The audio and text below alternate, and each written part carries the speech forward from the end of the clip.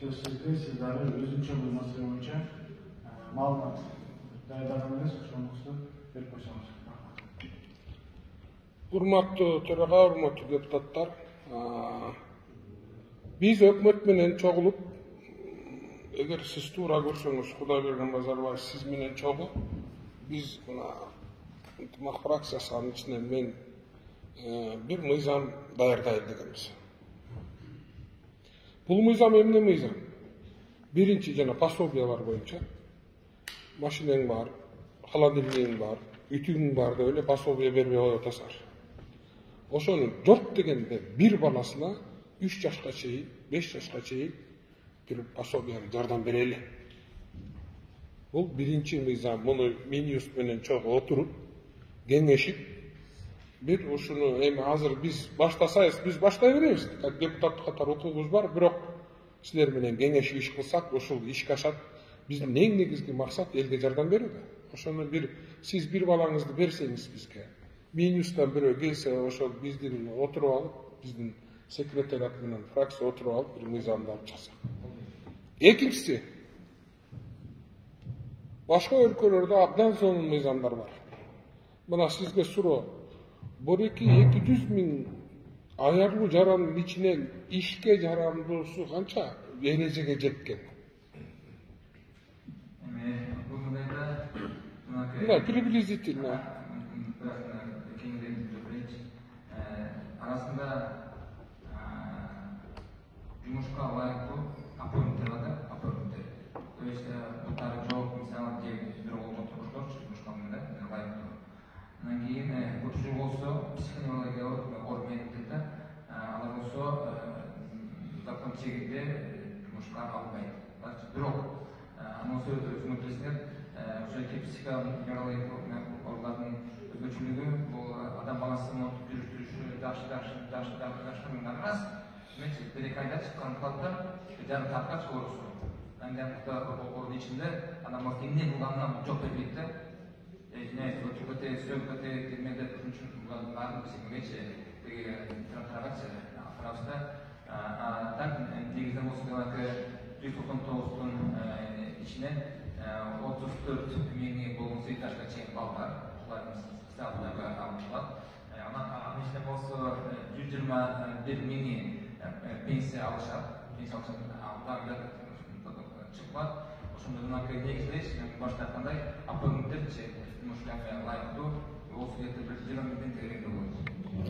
Мен эмне үчүн бул суроону сизге бердим? Мына тоголок жетим, жарым жетимдер, анан ишке жарамдуу аярлуу жарандардын категорияга бөлгөндө, жана сиз айткандай, психоневрологический бөлүп койсок болот, карыган жарандарды ишке камсыз, иш менен камсыз кылуу боюнча мыйзам иштеп чыгарылат. Да кошумча. Мисалы, мамлекеттик кызматтарда сиз билесиз да, бар.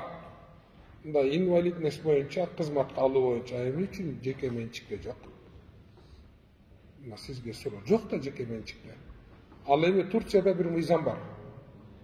Жеке менчик фирмалардагы мамлекетке жардам берсин, 20 кишиге чейинки бизнестегилерге бир инвалидность боюнча жана категорияга бөлүнгөндө уруксаат берилген боюнча бир кишини алат, же 2 кишини алат, анан ал бизнес мамлекетке жардам берет. Ал эми мамлекет ошол эле убакта ошол 2 инвалидность болгон кишиге сот страхованиясын, сот төлөмдөрүн төлөп берет. Ушуну биз киргизели, чогуу иштейли. Ошол тоголок жетимдер, мисалы, Кумтөр, Жетөгүз, Тоң райондорундагы Ысык көлдүн тегерегиндеги биринчи орунда тоголок жетим балдарды, жарым жетим балдарды жумушка алыш керек. Бул инвалидность эмес, бул жетим балдар боюнча. Ошол эле убакта жер үй, Талдыбулак, Левобережный, Кыргызстанда болгон крупный бизнестер ошол жергиликтүү жерде иштеп атса, биринчи орунда тоголок жетим менен жарым жетим балдарды жумушка алуу боюнча ушундай мамлекет ушундай мыйзам иштеп чыгып, ушуну ишке киргизиши керек. Ошол эле убакта Бишкекте, мисалы, Менин bir misal aytамда, менин bir бизнесим бар, ресторанда 20 киши иштетем. Bu 20 kişiге жана категориянын ичинен ишке жарамдуу инвалид bir kişini кошуш керек, bir баланы. Жок деген ал кирип баратканда санитайзер берет, арып санитайзерин кармап турат, же бияка кириңиз, тияка кириңиз деп айтып турат. Бул практикада бар. Ушуну сиз bir kişi берсеңиз, bir бала специалист, минус берсе, ушуну иштеп, жакын арада алып чыксак, сизге өтө чоң жардам болот. Тоголок жетим, жарым жетим балдар жанакы категорияда ишке жарамдуу эрежеге жеткен инвалид балдарды ишке орноштурууда өтө чоң бизнестин бизге жардамы болмок.